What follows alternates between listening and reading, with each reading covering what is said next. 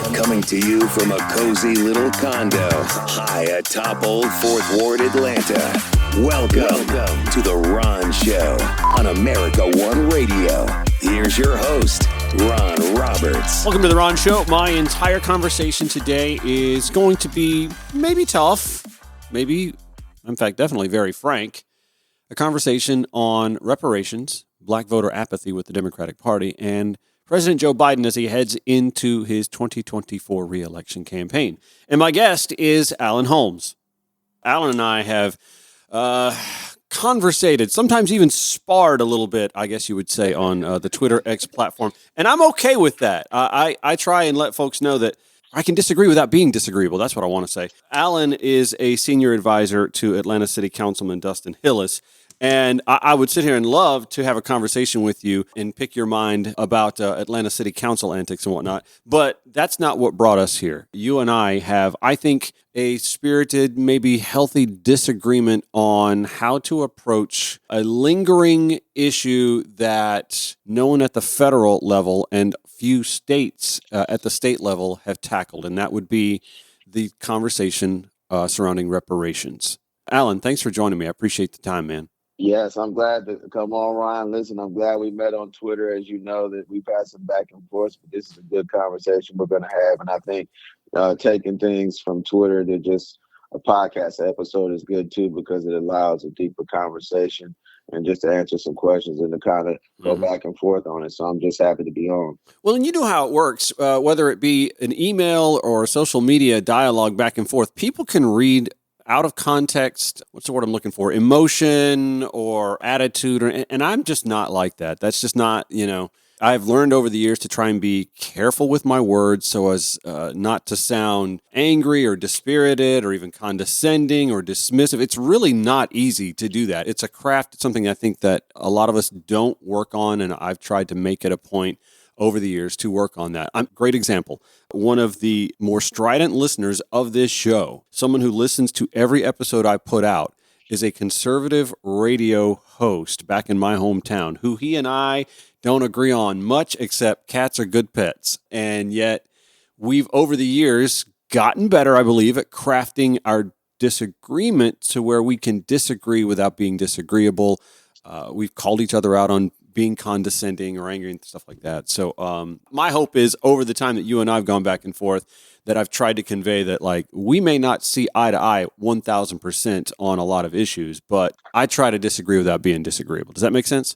Absolutely. No, absolutely. Let's dive into the reparations conversation because we saw some fresh polling come out that sees that Joe Biden is underwater with young voters. That kind of surprises me. He's actually ahead of Trump on older voters, but he is, and this is a continuing trend, he's underwater with Hispanic voters, and he's losing favor with African-American voters. And that's something that you and I have discussed at length over the last couple of months.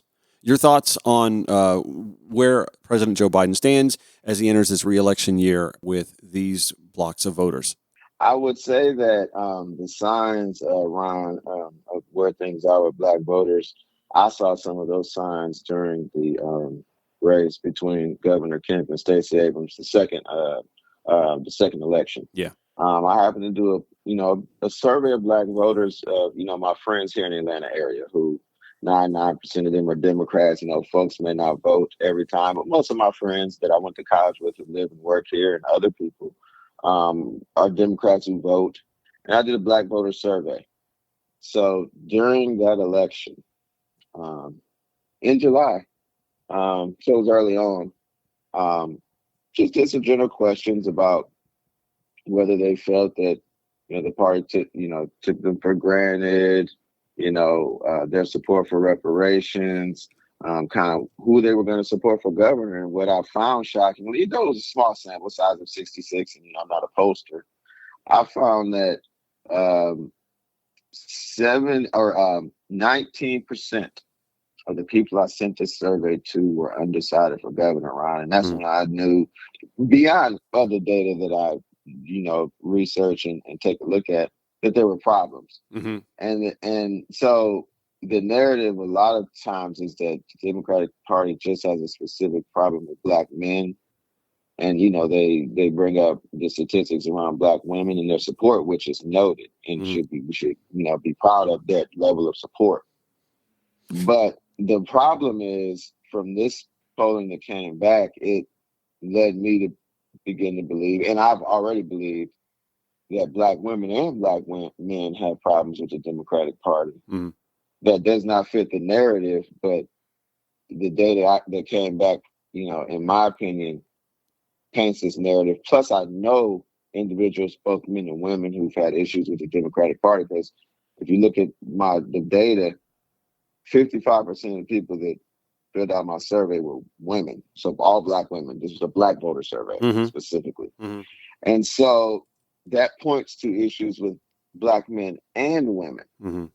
And, in my opinion, a majority of this problem centers around economic issues. 43% of the voters in the survey that I sent out said the economy was the most important issue. Now, I think that you and I can have a debate about what that means. Some might be focused on their income, not being employed, right? Some people may be focused on just not getting by in terms of in building their wealth, kind of starting businesses, doing as much as they can, but hitting roadblocks, people dealing with discrimination. In my opinion, the problem is that it's the wealth gap that has never been closed. But a lot of Black people we're not completely knowledgeable as to why we can't do certain things. And it doesn't make an excuse for not doing anything, just sitting and waiting for reparations, because that's not happening. I'm talking about the feeling amongst many Black people that they're getting moved out of neighborhoods, gentrification, being displaced, not being able to pay the rising property taxes. The frustration is that there's money that's missing. And I believe because it hasn't improved and Black people do continue to vote at pretty high clips, we're now just at the point in the country where people are frustrated and they've just had enough. Well, the truth is, this wealth gap didn't start during President Biden's term, right? For sure. I think it just happens to be where it was like a small fire that was just never put out, and the fire has just increased. You know what I mean? And it's not, now it went to the bedroom, now it went to the bathroom, now it went to the basement. And so I think that Joe Biden just happens to be the president during a time where it is just now at that point. I could dive into, the 66 folks you polled and how many of them were male and all. I'm not even going to do that because I've seen the data myself in other, empirical polling. And there is, especially when it comes to the subset of Black men. Black women tend to be stronger in alliance with the Democratic Party and their candidates. Black men, we have seen a tapering off. But do you understand when there is concern and pushback about the thought of sitting out or saying you're frustrated or done in an election cycle where we are, within a kitten's whisker from having a Donald Trump reelected, when we saw degradation of Black voting participation in the 2016 election, and that netted us Donald Trump, and that netted us 3 additional Supreme Court appointments that are going to continue to, weigh more in a conservative's favor. We saw electoral gains at the Senate and congressional level in 2016 as well, because folks, and listen, I'm a Bernie guy. I wasn't excited about Hillary Clinton either. I just had to suck it up and vote for her because, my God, the dumpster fire that was running against her was going to be, and we correctly predicted, a disaster for the country, and it turned out for the world.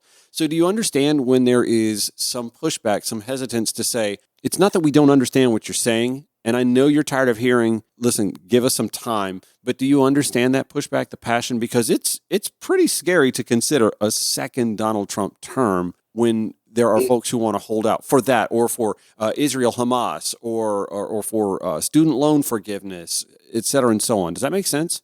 Yes, but so I'll say this, Ron. I'll say that, I've been very critical of President Biden. You see that. Me too. Twitter. Yeah, me too. This does not mean that I support Donald Trump. And This does not mean that I don't believe that he is dangerous. I couldn't believe what occurred at the Capitol on January 6th. Right.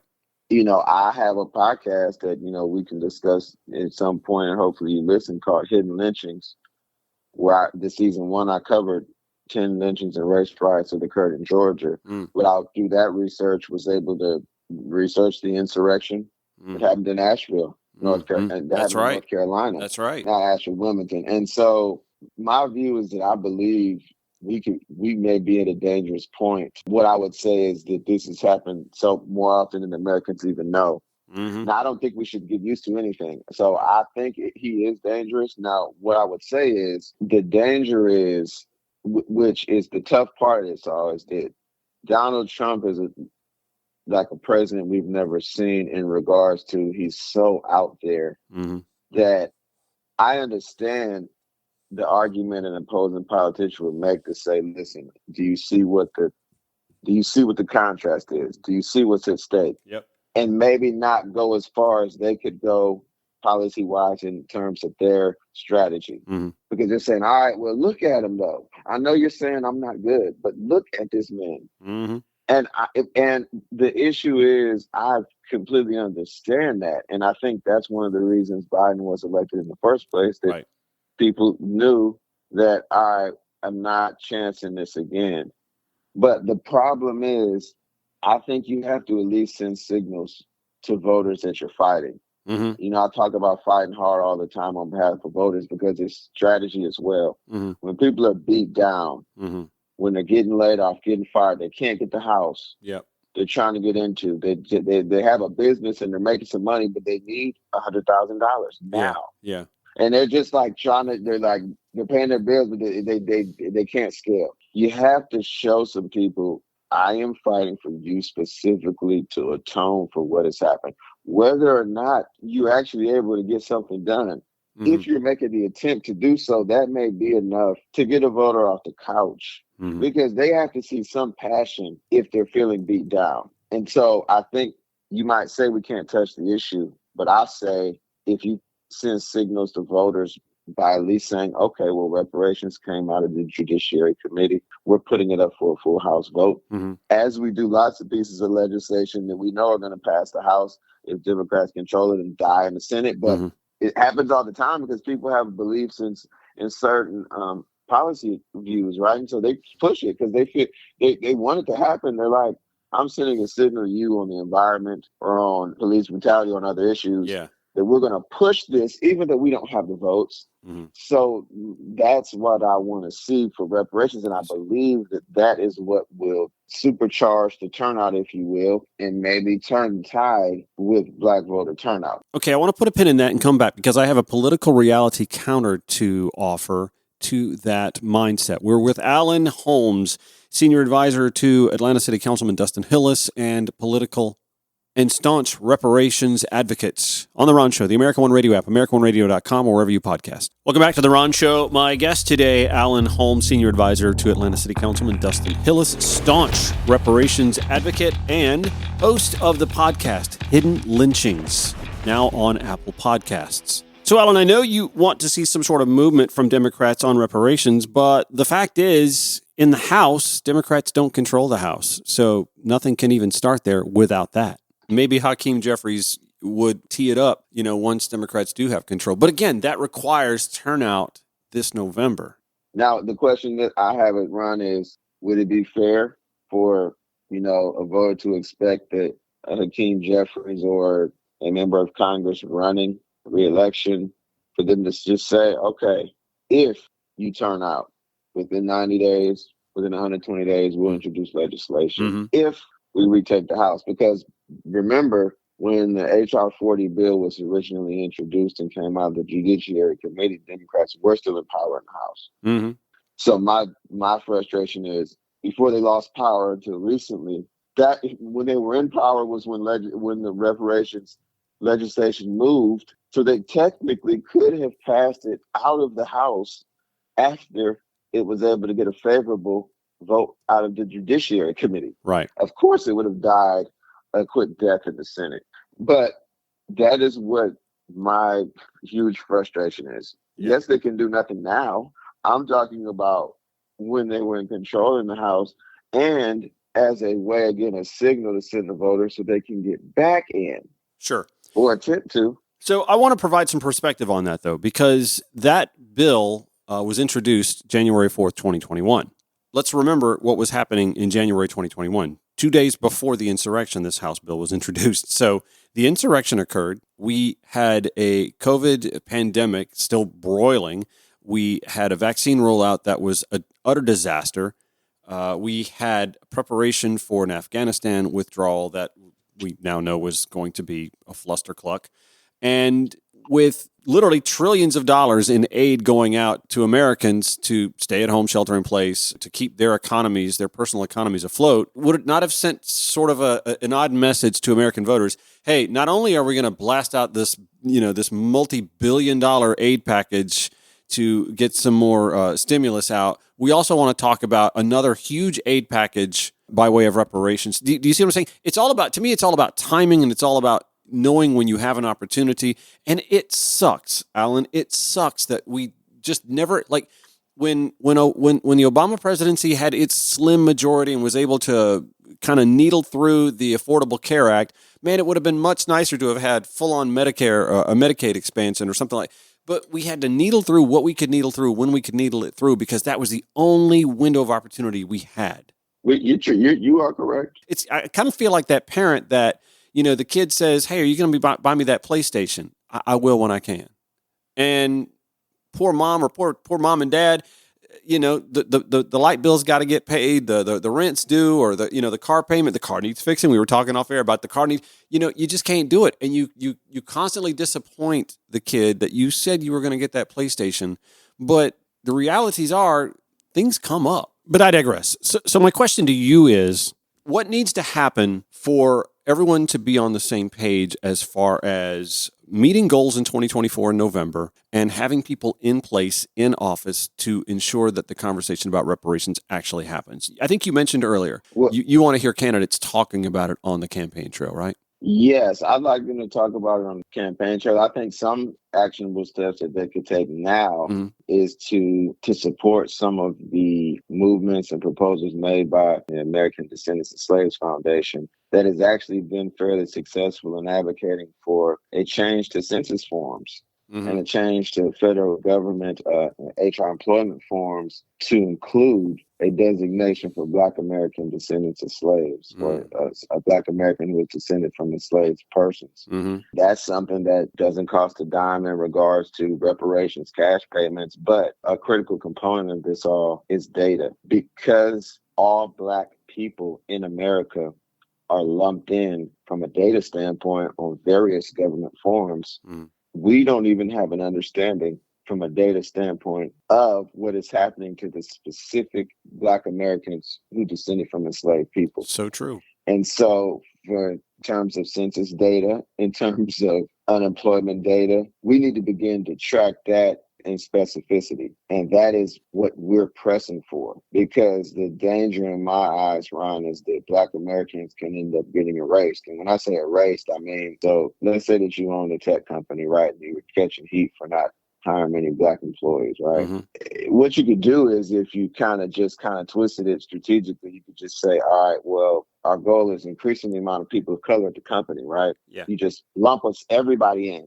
Black, Latino, Asian, Indian, everybody just vote, right? Yeah. People of color. That's a large pool. Now you can just hire people of color that don't have to be Black Americans, and then now you've improved your goal. But because we're all together, it's as if we're one, and all come from the same background and have experienced the same things. You see how over time Black Americans can end up just being erased. Yeah. In many ways, from opportunities, employment, and it almost not even feel like that's what's happening. So I think that what we have to do is just, we're not divisive or against anyone. I'm not against, I love all people. But I think just in terms of repair, we have to isolate it to, Black Americans who have been enslaved. And I'll throw a quick stat at you. So a researcher recently did a study in regards to the racial makeup of Black students at highly selective schools. And they found that Black students at Ivy League schools disaggregated that data and drilled it down further. the black students at Ivy League schools, the same schools that we hear about regarding the affirmative action ruling and all the things that are going on, Yeah. 44% of those students were black students whose parents they were children of black immigrants. Mm-hmm. Though they make up about 17% at the time of the study of the black population. So what has happened in that case and in others is when, in regards to affirmative action, which the original intent was to repair the wrongs done specifically to black Americans who had been enslaved. Yeah. On the educational side of that, what in some cases at some schools this is morphed into is black Americans who descended from enslaved persons no longer even benefiting from the programs that were specifically, and so I think that also leads into what is happening. Why are we being erased? And so I think we have to just discuss a focus on black Americans who were from enslaved people in regards to repair is my whole argument. Valid point. We're back with Alan Holmes, host of the Hidden Lynchings podcast. When the Ron Show returns on the America One Radio app, AmericaOneRadio.com, wherever you podcast. Archived audio, blogs, social media links, and more, all in one place. Log on at RonShowATL.com. The Ron Show on America One Radio. My guest today is Alan Holmes, host of the Hidden Lynchings podcast, available on Apple Podcasts. He's also senior advisor to Atlanta City Councilman Dustin Hillis and a staunch reparations advocate. I want to get back to a point you were making about differentiating, maybe by census data, between African descendants of slaves or the enslaved and black Americans, because there is a difference, especially when it comes to deciding what to do about reparations. That's a powerful Every point. black person in America has experienced discrimination. They've experienced bad things, and we should not discount that. Right. But just in referring to the specifics wrongs done to black Americans who descended from enslaved people, we must focus on repair being very specific. But also from a legal standpoint, if reparations was given to all black people regardless of lineage, that also opens the entire claim up to being struck down because this is a legal claim.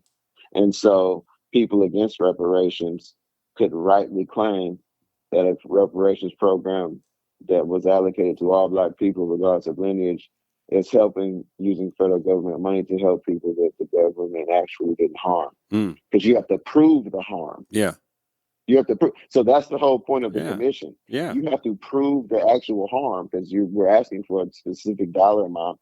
So you must prove the federal government policy that was implemented led to this gap. So I want to talk about what reparations would even look like, because I think you have what seems like a pretty firm idea in your mind what reparations would look like. And again, this is something that a potential commission would probably want to dive into and discuss. And everybody come away maybe 65, 75% happy with the outcome, but not one person's going to be 100% happy with it. You and I have talked, and you seem to advocate for full on write a check or write a series of checks versus versus tuition, college tuition, trade school tuition, this, that, and the other, tax credits. Explain your stance. Well, and let me clarify. I actually am not opposed to some of the proposals that you posted when we were on Twitter having the exchange. Yeah. Because those are all worthwhile, and we must address issues regarding education, housing, things like that. The cash payment is just one component. That's not it. Okay. It's just one component. Now, my idea is this could be attacked on multiple fronts. The example of how many Jewish people were compensated after World War II is that many Jewish people receive $100 a month checks from the German government. Right. Now, I don't know if all Jewish people just receive 100, and that may just be how it's spelled out. And you know what? Initially attacking that number, maybe not the entire 11 to 14 trillion number, but a reasonable start. $100 a month checks. Once eligibility was determined, that could be a potential way. Another is a federal trust fund to establish for grants that could be allocated to address some of the issues that you discussed regarding home ownership, startup capital. Now, when you say education in terms of skilled trades, one thing I want to be clear about is that through my interest in plumbing and learning what the state of Georgia offered workforce development wise in terms of skilled trade certifications, many states, including Georgia, offer tuition-free certifications if you want to get a cert in skilled trade. So it's already free. Nice. So I think one thing that might be a good aspect of a reparations fund is to simply do better marketing in different states to Black Americans about programs that are already available. Mm-hmm.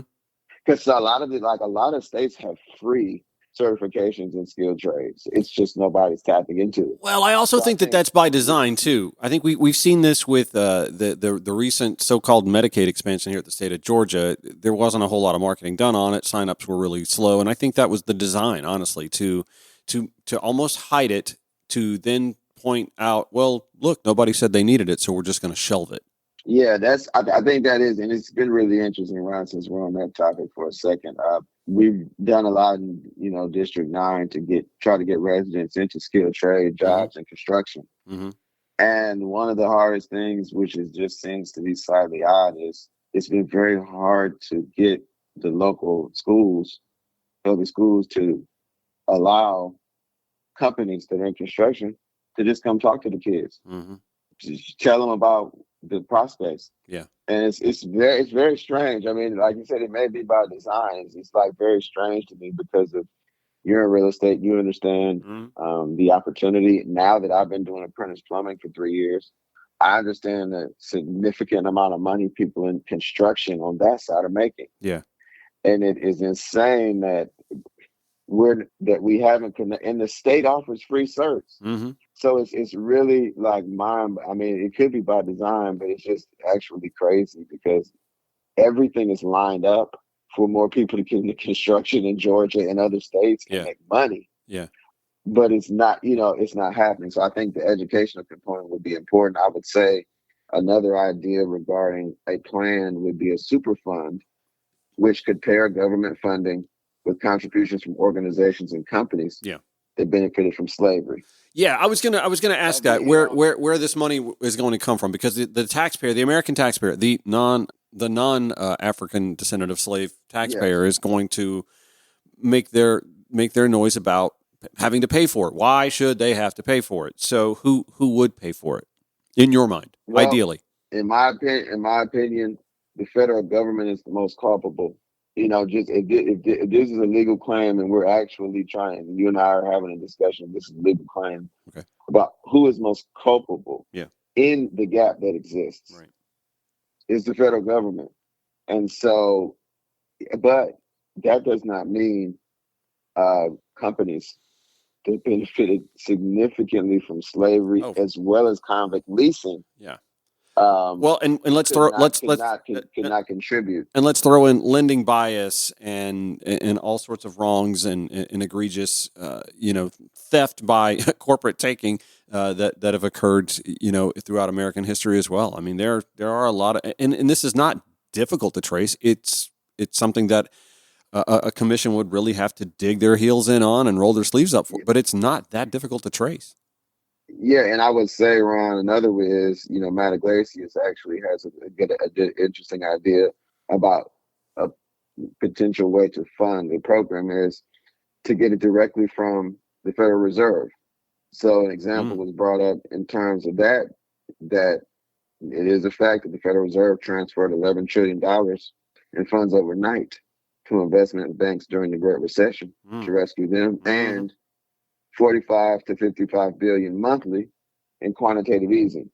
So the argument could be made that at the least, even if you make the argument that a reparations program is 11 to 14 trillion dollars, at the least, the Federal Reserve is capable of allocating at least $1 to $1.5 trillion of cash. See, I think this is sort of a thing. I think this is sort of an issue where, and this is where I give Democrats a hard time. They have a difficult time framing an argument in a way that makes sense and turning it back on conservatives. Conservatives, by and large, claim to be fiscal conservative. Social conservatism is obviously a part of it as well. But within the African American community, within the Latin American community, there is a more conservative mindset anyway. So it comes back to the fiscal conservatism. We have been trying to combat, as you pointed out, the racial wealth gap and inequality and opportunity inequalities. And instead of tackling them head on and, putting our research and our hearts and our minds and money into this to solve this, we have been putting Band-Aids on the left while the right's been pulling the Band-Aids off and claiming the Band-Aids aren't necessary when clearly there's a gaping wound and there's blood coming out. To me, it's more fiscally conservative to deal with a problem in earnest than to keep trying to put Band-Aids on it, and the tab of the Band-Aids keeps adding up, and we're blowing money, wasting money on these Band-Aids in the first place. We are, Ryan. I'm glad you brought that up. And one of the, I guess you could say, I like that argument because one of the, I would say, the biggest impact that all of us are paying the price for is crime. And I'm not here to talk about how crime is out of control, or I'm not crime monitoring like some of these accounts do on Twitter. But what I'm saying is we understand that in Atlanta, as in Detroit, as in Macon, Georgia, all over the country, Akron, Ohio, where I'm from, crime is getting to be a problem in terms of the youth, right? Right. Well, the youth, a it's lot of men, a lot of women, more crimes are being committed by individuals at a younger age. And the issue is, my argument, Ron, is that this all ties back. Hey, I'm not saying it directly ties back to the wealth gap per se, but you have to really sit back and think about how we got here. But it's easy. It's such an easy thing to say. Honestly, crime exists where opportunity doesn't. Do you see how easy that is to say? Yes, that's I it. like that. I mean, that's it. We're not. And we're not. And I think people are. The thing about it is, I see, and it's just, I'm biased toward the issue, but I see reparations as healing this country. Really heal, because the thing is, there's a thinking when you discuss this issue that, Black people, they're just going to only benefit. Do you understand? I don't think the average person who isn't Black maybe understands, if this happens, do you know how many non-Black people are going to financially benefit from? Oh, absolutely. From yes. Money. But because Black people, I'm telling you, just the ripple effect. Yep. We help Black people spend money with everybody. There's some demographics that are a little bit hold off and where they spend their money. They kind of spend their money with them. We spend money with everybody. Yeah. You know what I mean? And the issue is, lots of businesses will benefit from this infusion of capital into the economy. I mean, I'm not talking about people I'm wasting money. I'm talking about people actually scaling their businesses. Yep. And starting a business, buying a home, et cetera, and so on. Yeah. Yeah. And I'm thankful to have the city council job, because I see what's happening on the ground floor. And because, at one point, just to be honest, District 9 was, up to last year, was number one in the entire city in regards to curfew violations. So I'm dealing with the issue, and we're trying to work hard with the youth and address these issues, but there's a connection between poverty and what's happening, what has happened. Yep. You know what I mean? Like, let's just understand.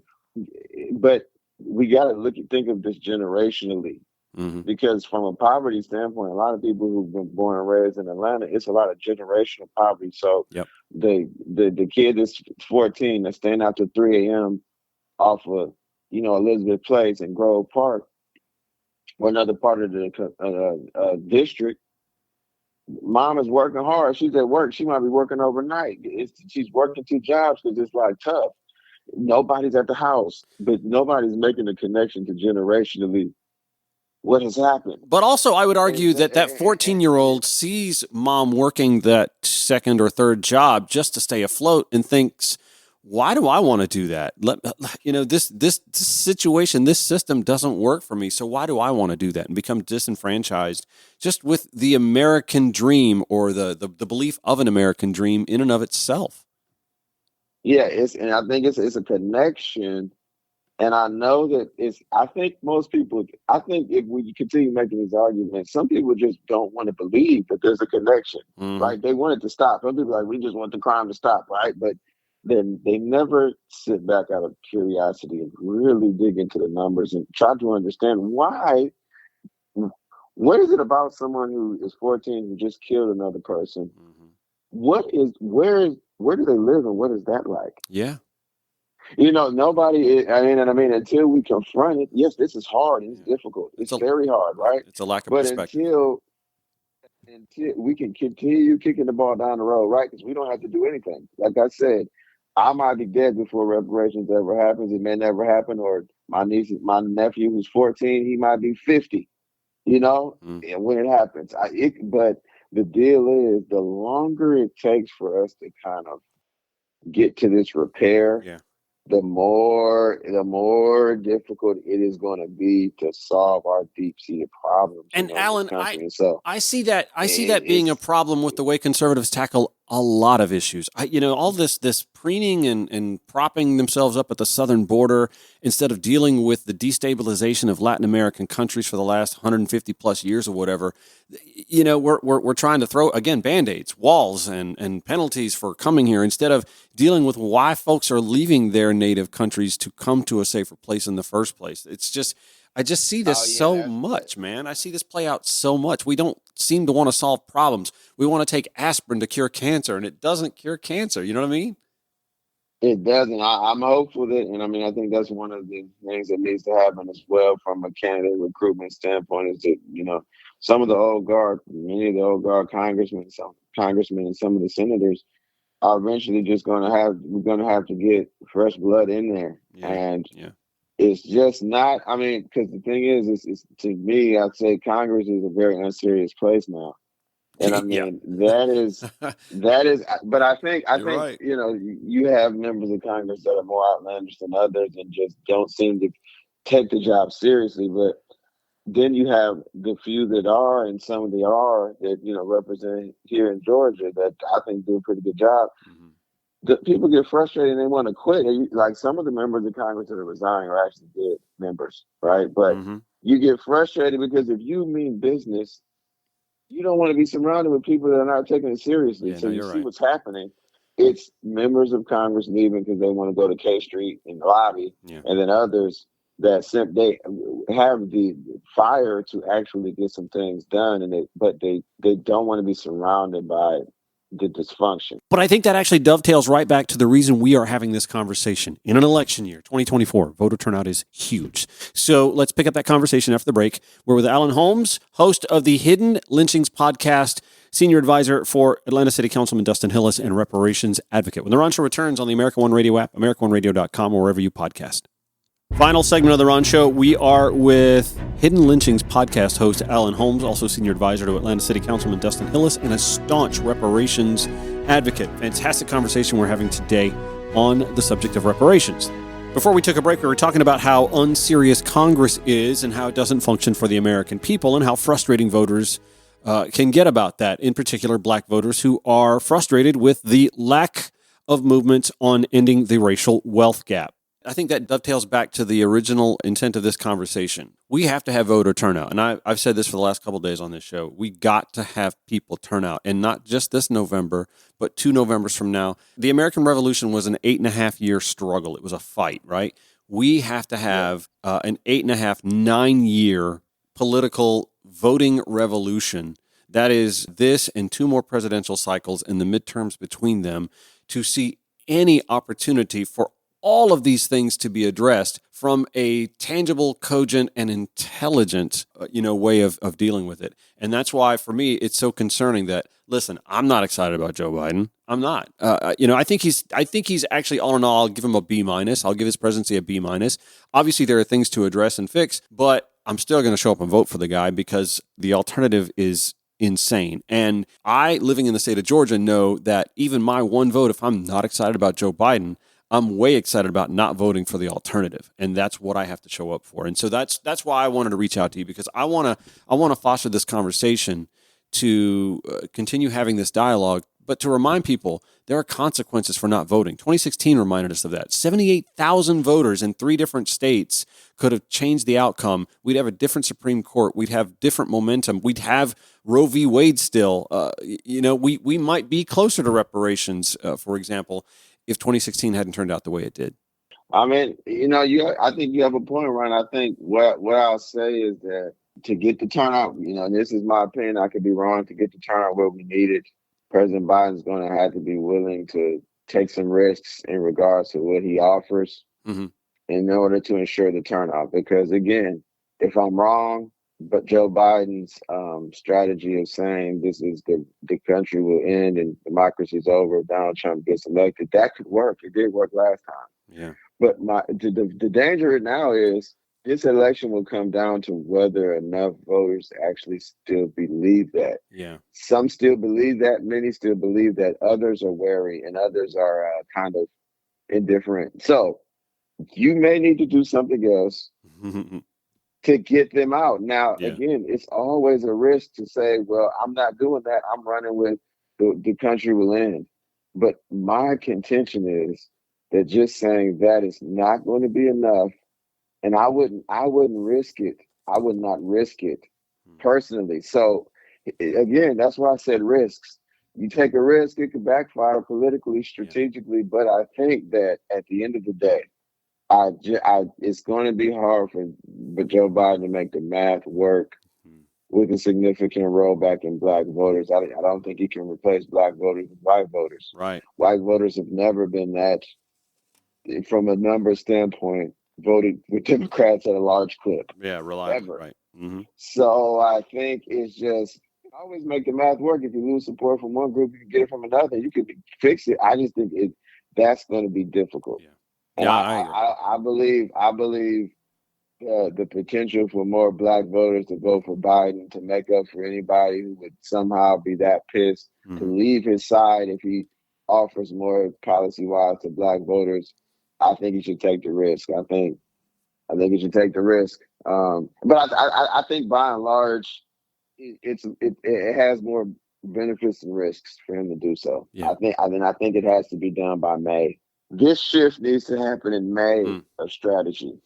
I mean, in my opinion, it needs to happen now. But you can't wait till 3 months out, 4 months out. So there are smarter minds than you or I that are probably weighing those sort of decisions. I tend to just, and I think this just comes from a difference of perspective. You and I come from different backgrounds. I tend to think that maybe this needs to be the cart pushing the horse a little bit. I'm saying that activists who think the way you do on this should say, listen, Joe, we're going to vote for you. We're going to vote for your ticket, but we're going to be loud and annoying if you don't answer to this in the second term. There will be hell to pay. This is a promise we are making, a check we are writing. We will be there if this is not addressed, and force the issue onto the dialogue, onto the platform. I think some people have that approach, and I think I'm not necessarily disagreeing that couldn't work. Yeah. But I'm of the opinion that ADOS, advocacy founder Yvette Carnell has said repeatedly, and this I've kind of taken to this, is that politics is an exchange, not a gift. Yes. And this is an exchange. Yes. He needs votes. We need a thing. Yeah.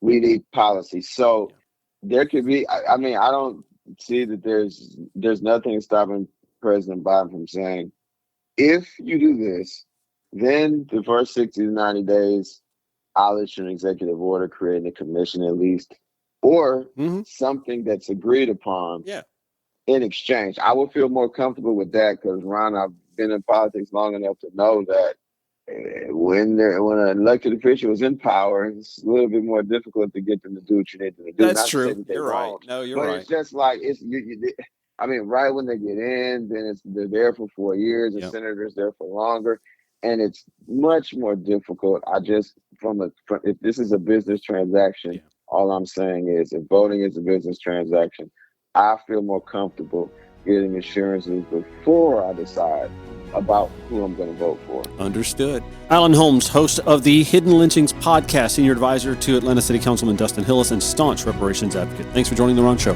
All right. Thanks again, Ron. Back tomorrow, 5 to 6 p.m. on the America One Radio app, AmericaOneRadio.com, or wherever you podcast. Have a great one.